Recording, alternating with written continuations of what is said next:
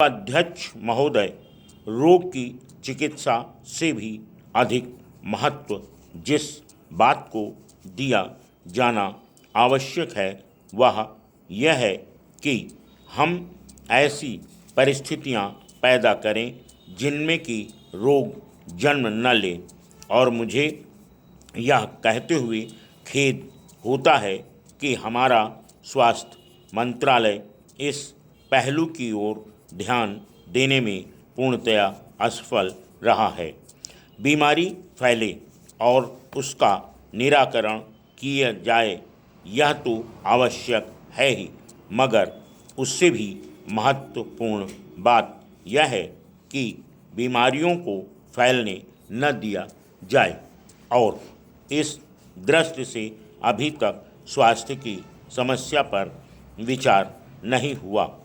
हम डॉक्टरों की संख्या गिनते हैं जो कि देश की आबादी की तुलना में अभी पूरी नहीं है और कभी पूरी हो सकेगी। निकट भविष्य में ऐसी संभावना दिखाई नहीं देती। चिकित्सा की सुविधाएं भी अपर्याप्त हैं। गांव में डॉक्टर नहीं हैं, जो डॉक्टर हैं भी वह जाना नहीं चाहते। इसलिए अगर हम रोगों की रोकथाम पर ही केवल ध्यान देंगे तो मैं समझता हूँ कि यह ऐसी दौड़ है जिसमें अपने सीमित साधनों को देखते हुए हमारी सरकार पूरी तरह सफल नहीं हो सकती।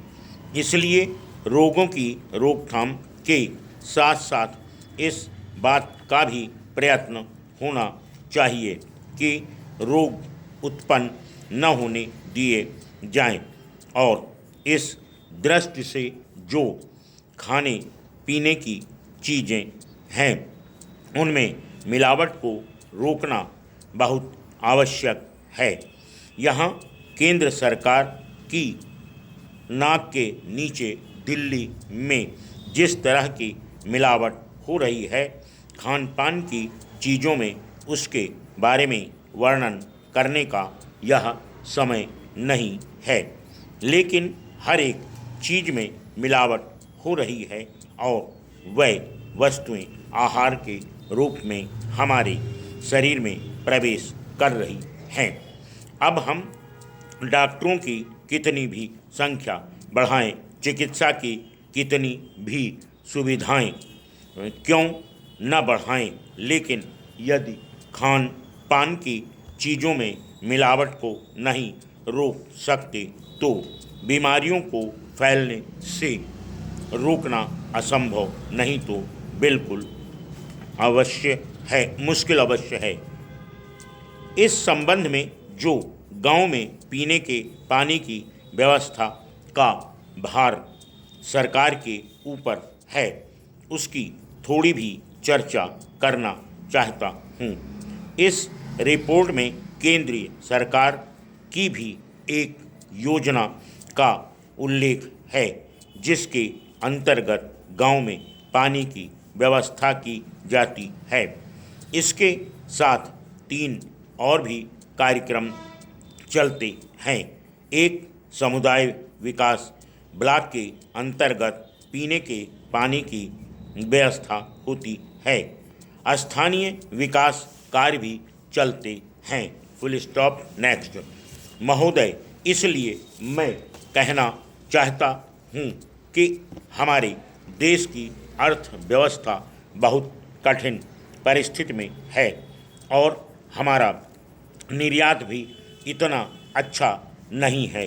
वित्त मंत्री महोदय, आप वाणिज्य मंत्री रह चुके हैं और आप निर्यातों की कार्य प्रणाली में परिचित हैं। निर्यात आयात से कम है। आयात और निर्यात के बीच बिल्कुल संतुलन नहीं है। ये कौन से क्षेत्र हैं जिनके विदेशों में कार्यालय हैं?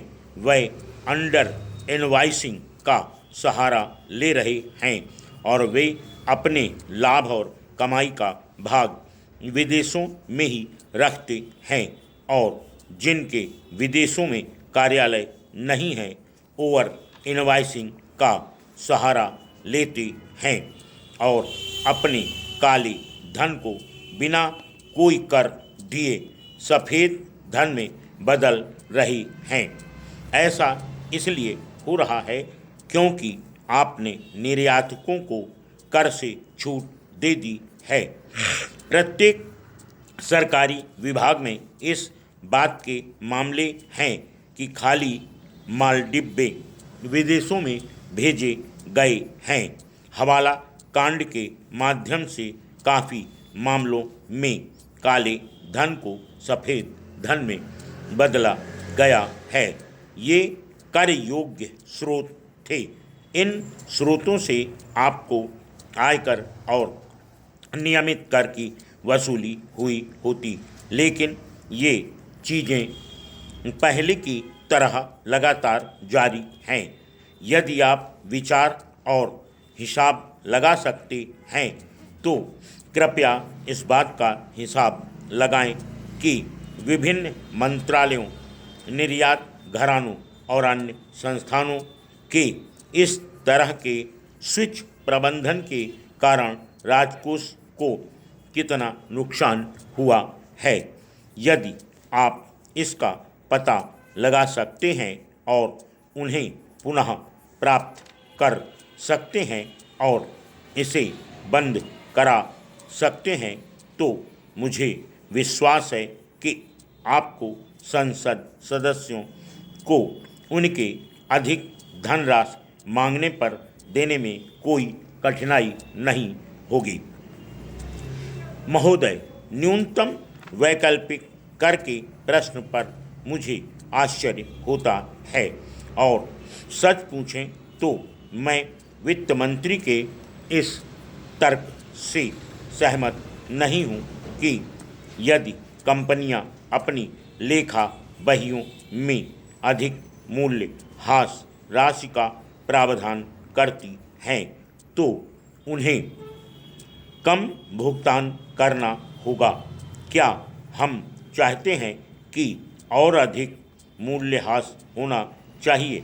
मैं वित्त मंत्री महोदय के तर्क को समझता हूँ, लेकिन मैं यह कहना चाहता हूँ कि हमें इस देश में बचत और निवेश की भावना जागृत करनी होगी।